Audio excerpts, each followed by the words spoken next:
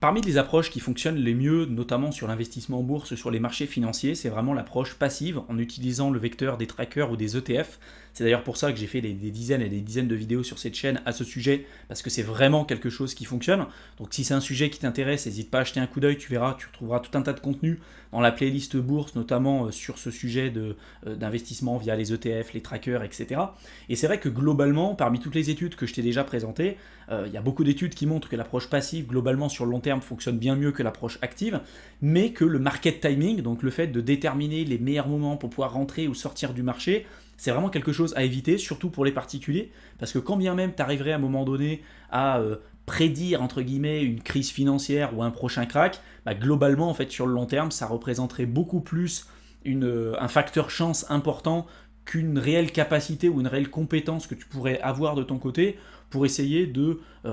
réitérer en fait cette expérience-là de manière positive au fur et à mesure du temps. Si tu arrives à un moment donné à déterminer une prochaine crise, ça ressortira beaucoup plus du facteur chance que de ta réelle compétence à déterminer en fait une prochaine crise. Donc c'est vrai que globalement, le market timing, c'est absolument pas quelque chose à mettre en place, et pour un particulier, bah en fait, faire un dollar cost averaging, un DCA via une approche passive, c'est vraiment quelque chose qui fonctionne extrêmement bien. Mais je suis tombé dernièrement sur une étude académique que je vais te présenter dans cette vidéo, qui remet un petit peu en perspective tout ça, et qui nous offre des pistes de réflexion intéressantes sur certains indicateurs qu'on pourrait être amené à utiliser en tant qu'investisseur, et qui, historiquement parlant, ont donné des éléments très intéressants et très concrets qui auraient permis d'une certaine manière à déterminer l'arrivée de prochaines crises potentielles. Donc tu vas voir qu'il y a quand même certains bémols par rapport à tout ça, mais ça peut remettre en perspective d'une certaine manière l'approche de market timing. Et à chaque fois je te disais le market timing c'est pas intéressant, et c'est vrai que globalement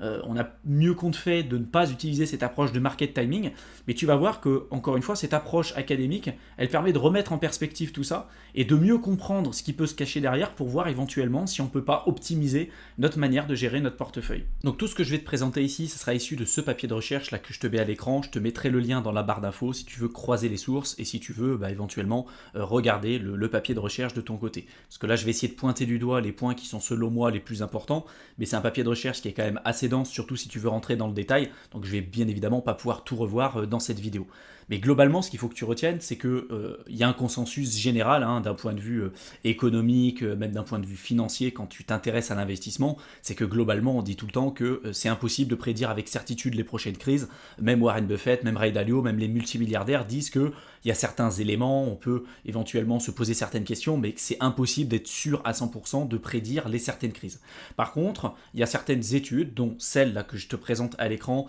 et une autre là où je te mettrai le lien dans la barre d'infos, qui a été publié là en 2020 et qui nous donne quand même quelques éléments de réponse ou quelques pistes de réflexion pour tenter de prédire éventuellement l'arrivée d'une prochaine crise financière sur une période de 3 ans ou plus. C'est-à-dire que quand on aura, et je vais te présenter quelques indicateurs, quand on aura ces indicateurs, ça ne veut pas dire que tout de suite il y aura une crise, mais en tout cas ça augmente les chances et les probabilités dans les prochaines années, sur des périodes de 3 ans ou plus, d'arriver sur une période de récession ou sur une période de crise financière. Donc cette étude, elle s'appuie sur des recherches universitaires antérieures et elle combine les données provenant de 42 pays entre 1950 et 2016 pour étudier finalement les crises financières. Donc selon les auteurs, on parle de crise finalement quand on a à la fois des actions bancaires qui vont baisser de 30% au plus, mais également aussi lorsqu'on a des paniques bancaires qui sont généralisées. Cela va capturer les événements comme finalement la grande récession qu'on a pu avoir en 2007 et la crise de l'épargne et du crédit en 1990 plutôt aux États-Unis, mais pas l'éclatement de la bulle Internet. Donc c'est pas non plus, tu vois, une science exacte.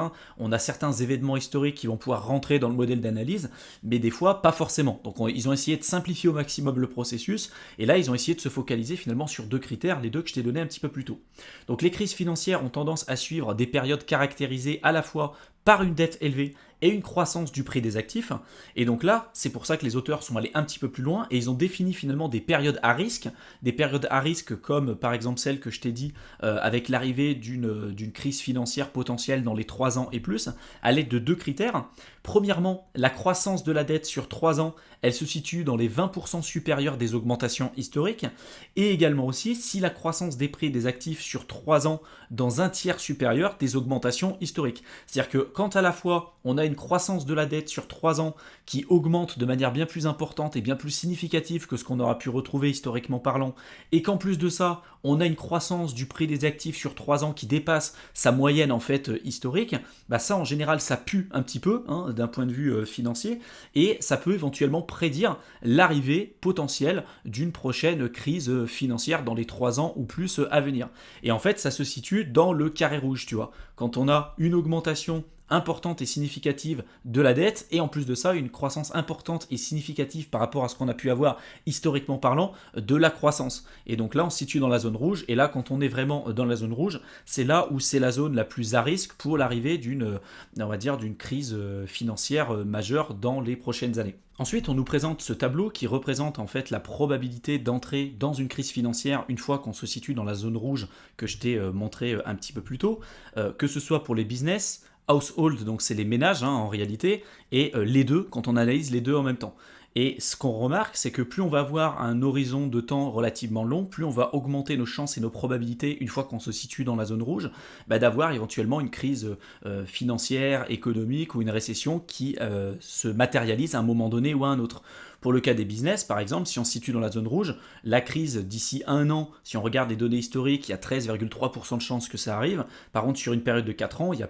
à peu près 48% de chances à ce qui est l'arrivée et le déclenchement en fait, d'une crise économique. Par contre, attention, comme la plupart des indicateurs avancés, comme ceux que je t'ai présentés un petit peu plus tôt, leur présence n'entraîne pas forcément l'événement, tu vois, c'est en termes de probabilité. C'est jamais sûr à 100%, par contre quand même, là ça nous donne des éléments pour réfléchir un peu plus à notre stratégie d'investissement long terme. Donc là, jusqu'à maintenant, on s'est focalisé plutôt sur la zone rouge, mais il y a également aussi une zone jaune, si on revient sur le graphique que je t'ai montré un petit peu plus tôt. Là, tu vois, la zone rouge, c'est la zone, on va dire, la plus à risque, mais il y a également aussi une zone à risque qui va être la zone en jaune.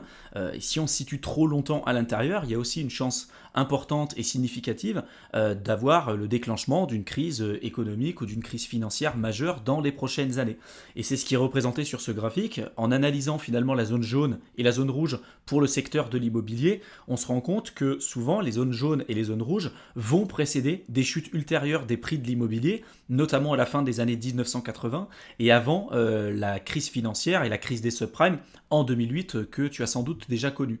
Et aujourd'hui, si on analyse en fait où est-ce qu'on en est à l'heure actuelle, tu vois, cette étude, elle a été effectuée, je crois, en 2019-2020, on voit qu'on a quand même une zone rouge qui commence à apparaître. Donc en ce moment, en tout cas fin 2020, on a commencé à rentrer dans une zone rouge. Donc est-ce que ça veut dire qu'on va arriver dans une zone de dépression? Est-ce qu'on va arriver dans une zone finalement de récession économique? J'ai pas de boule de cristal, mais cette étude quand même nous dit qu'il y a un risque potentiel dans les prochaines années. Ça peut être dans 1 an, 2 ans, 3 ans, 4 ans, d'avoir peut-être une récession économique ou une crise financière majeure, que ce soit au niveau des business, que ce soit au niveau des ménages, voire même les deux. Donc il faut rester quand même vigilant et tenir compte éventuellement de ça pour son allocation d'actifs et de la manière dont on va décider de placer notre capital sur le long terme sur les marchés financiers. J'espère en tout cas que cette vidéo t'aura plu, qu'elle t'aura intéressé et qu'elle t'aura été utile. Si maintenant tu veux en savoir plus sur l'investissement en bourse ou sur les marchés financiers de manière générale, je t'ai préparé un programme de formation offert que tu peux rejoindre simplement en cliquant dans le lien que je t'aurai mis dans la description de la vidéo. Donc tu verras dans la description, je te mets un lien, tu cliques dessus, tu rentres ton adresse mail et je t'enverrai le contenu directement dans ta boîte de réception. Je te souhaite une excellente fin de soirée et je te retrouve dans une prochaine vidéo. À bientôt.